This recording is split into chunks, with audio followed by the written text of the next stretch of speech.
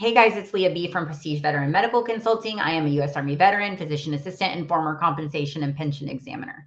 Today, I want to come on and do a video about combat medics and VA disability. So we've done a few videos about occupational specialties in the past, or MOSs, or AOCs, if you're an officer in the past, and how that can be related to VA disability. Specifically, we did one on 11 Bravos or infantrymen, and that seemed to be kind of popular. So I'm going to do the next one on 68 series, 68 whiskeys, or 91 whiskeys, or whatever you were when you were 91 Charlie or Alpha, or whatever you were when you were in the service.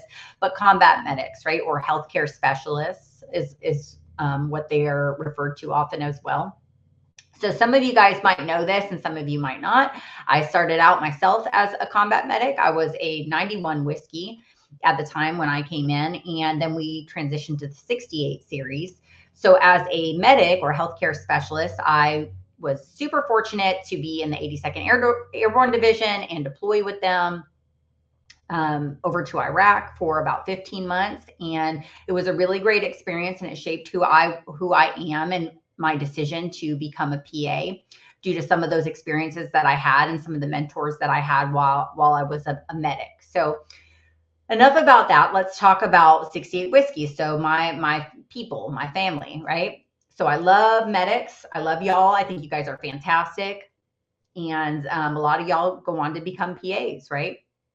So what I'd like to do is start off by showing you guys the MOS Smartbook, which I have shown in the past. So let me present that real quick.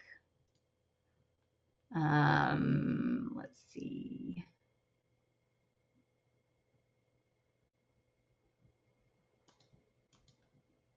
Here we go. Okay, so this is the MOS Smartbook. And I have a couple of videos on this. I have one specifically on the MOS Smartbook and how to navigate it. So if that's something you're interested in, so you can go check on your own stuff, go ahead. I've had tons of veterans. I always say if you need a copy of this, if you can't find it online, you can send me an email. And I'll send you a copy. I've had tons of veterans just email me randomly, give me a copy of that, and I just forward it on, right? So let me see if this is big enough for you guys to see.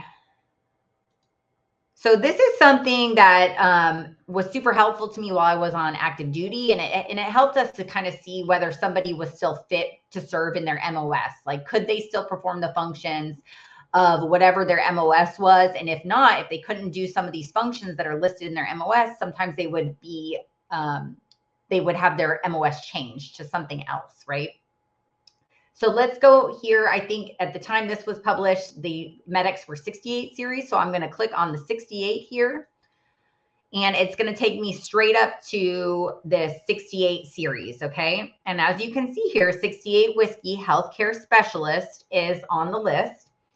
And it's going to show you some different information. So right here, we're going to look at the table 10. And this is going to show me, I'm going to blow this up a little bit more, what this person was required to do. And then we're going to talk about how that's relevant, okay?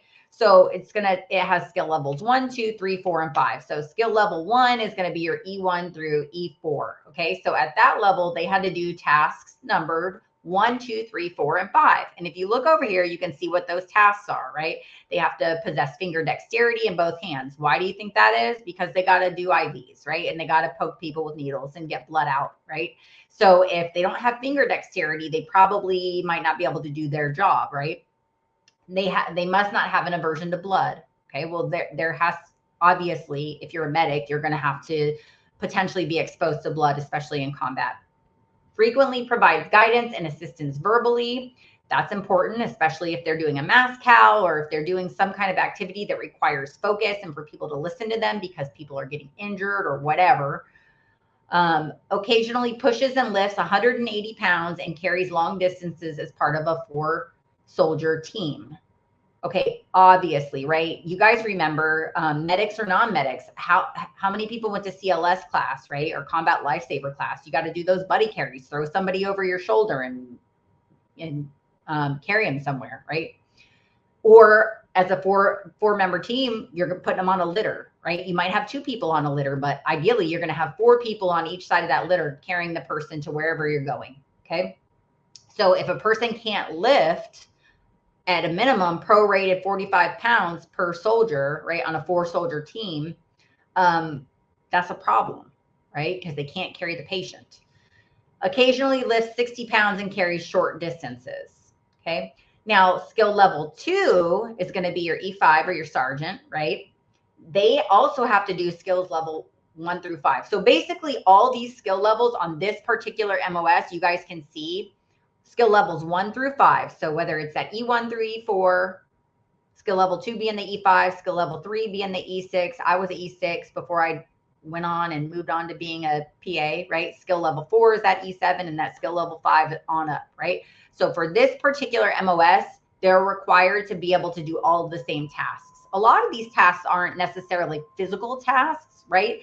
But you have to have, for example, finger dexterity, all of those skill levels, all of the different, ranks have to be able to do that. Because if you're a E7, you still got to be able, if you're Sergeant First Class, you still got to be able to give somebody IV if you have to, right?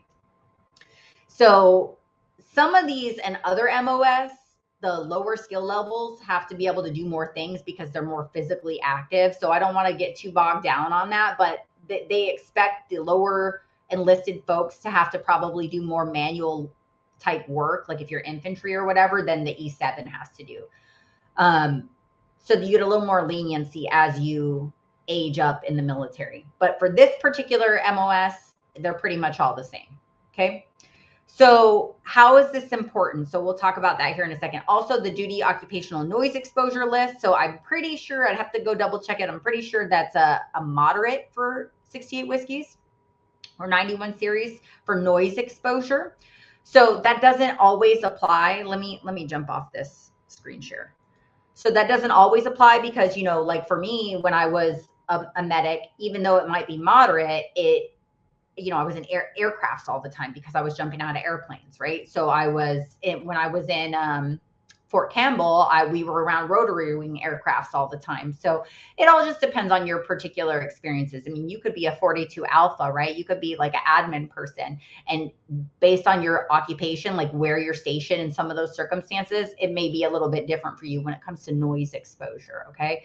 So how is this relevant? So if you have back pain, right? If you have knee pain and you're able to say, well, as part of my duty, like from this MOS Smartbook, you can see that I was required to occasionally push and lift 180 pounds and carry it long distance, et cetera. And you can say, here are some examples of how I had to do that. I lifted and took patients in and off the bird when we were deployed or in training environments.